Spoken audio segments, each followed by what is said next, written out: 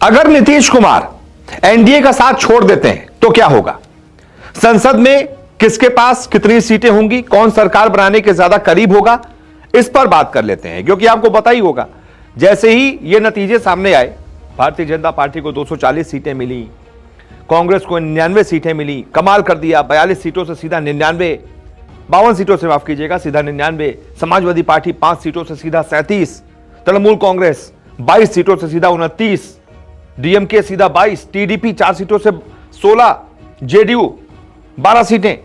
तो जैसे ये नतीजे सामने आए, एक नया कयासों का दौर शुरू हो गया। कयासों का दौर इसलिए कि भाई ये जो है ना नीतीश कुमार बाबू, ये एनडीए में ही रहेंगे, क्योंकि प्री पोल अलायंस तो एनडीए के साथ था। सवाल ये आया कि ये एनडीए में ही रहेंगे या उधर चले जाएंगे, इन लोग के साथ चले जाएंगे, इंडिया सरकार बना देंगे, क्योंकि पहले ये इंडिया में ही थे। इंडिया का जो फॉर्मेशन हुआ नीतीश कुमार ने तो करवाया था, लेकिन उसके बाद पार्टी मार ली, भारतीय जनता पार्टी के साथ जुड़ गए। तो ये सवाल इसलिए आया क्योंकि नीतीश कुमार ये करने के लिए माहिर है, बहुत बार पलटी मार चुके हैं। भारतीय जनता पार्टी के साथ मिलकर लड़ते हैं, फिर सरकार बना लेते हैं कांग्रेस के साथ, कांग्रेस के साथ मिलकर लड़ते हैं, सरकार बना लेते हैं भारतीय जनता पार्टी के साथ, पलट देते हैं, और किसी के साथ हैं भी तो पलट देते हैं उधर दूसरे वाई दल के साथ। मतलब मुख्यमंत्री लगातार बने रहेंगे, इसके साथ हो चाहे उसके साथ हो। तो जब इतना सब कुछ हुआ तो लोगों ने सवाल वाजिब था कि आखिरकार क्या होगा, नीतीश कुमार कहां जाएंगे। तो कल जब मीटिंग हुई, एनडीए की मीटिंग हुई, सारे घटक दल एनडीए के मिले, प्रधानमंत्री मोदी से मिले, चंद्रबाबू नायडू आए टीडीपी के, ये भी एनडीए में ही थे, नीतीश कुमार भी आए। तो नीतीश कुमार आए किस फ्लाइट में, जिसमें तेजस्वी यादव भी थे, तेजस्वी यादव इंडिया गठबंधन के। तो सबने कयास लगाया, देखो कुछ खिचड़ी पक रही है, हो सकता है नीतीश बाबू जो है खेल कर दें, हो सकता है अभी भी पलट दें, हो सकता है इंडिया की सरकार बनवा दें। क्योंकि खबर यह तक आई कि जिस दिन ये नतीजे सामने आए, शरद पवार ने इंडिया अलायंस की तरफ से नीतीश को फोन किया। यह खबर सामने आई कि भाई नीतीश बाबू हमारे साथ आ जाइए, सरकार हमारी बनवा दीजिए, उधर छोड़िए, अगर आप हमारे साथ आ गए तो हम आपको उप प्रधानमंत्री बना देंगे। यह ऑफर दिया गया। तो भाई नीतीश ने कहा कि अभी बताते हैं, अभी तो हम एनडीए के साथ हैं, बताते हैं। नीतीश ने भी पत्ते खोले नहीं। फिर कल जब मीटिंग हो गई तब साफ हो गया कि नीतीश इस बार यूटर्न नहीं मारेंगे। पिछली बार उन्होंने जब यूटर्न मारा था तो बोल भी दिया था कि भैया आखिरी है इस बार, अब मैं यूटर्न नहीं मारूंगा, अब मैं पलटू राम नहीं हूं। तो फिर तय हो गया कि नीतीश एनडीए के साथ ही रहेंगे।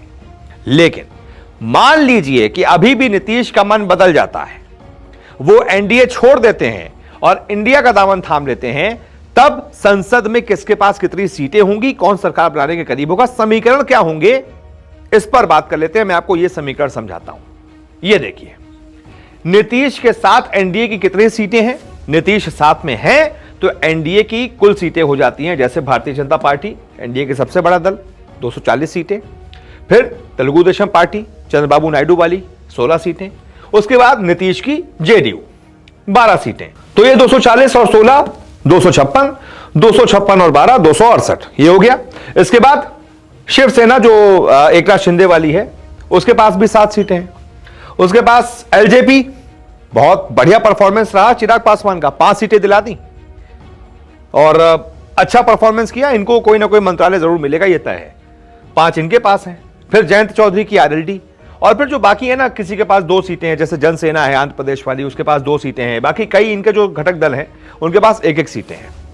तो कुल मिलाकर ये सब मिलाकर बन जाता है 294। बहुमत कितना है? 272। इनके पास हैं, नीतीश हैं साथ में, तो कितनी सीटें हैं? 294। लेकिन खेल यही है, अगर नीतीश एनडीए छोड़ने का मन बनाते हैं, इंडिया में चले जाते हैं, तब सिचुएशन क्या होगी, उस पर भी मैं आपको एक आंकड़ा दिखा देता हूं।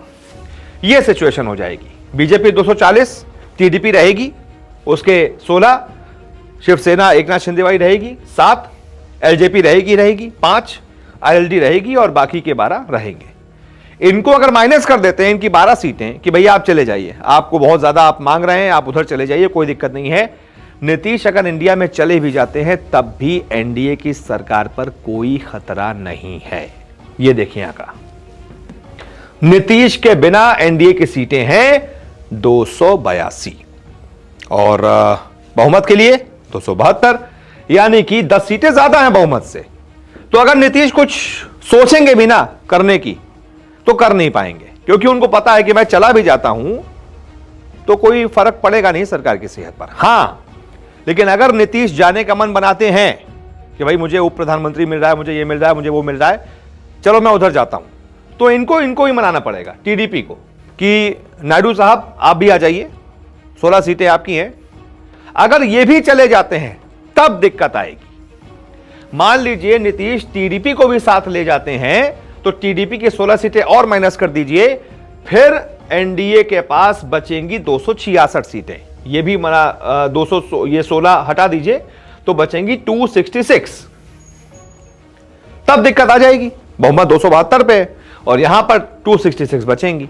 यानी कि एक तो अगर इनको जाना है वो इनके लिए दिक्कत हो जाएगी, फिर पलटूराम बोल दिए जाएंगे, और अगर इनको जाना है तो फिर इनको भी मनाना है, नहीं तो कोई फायदा नहीं है गुरु।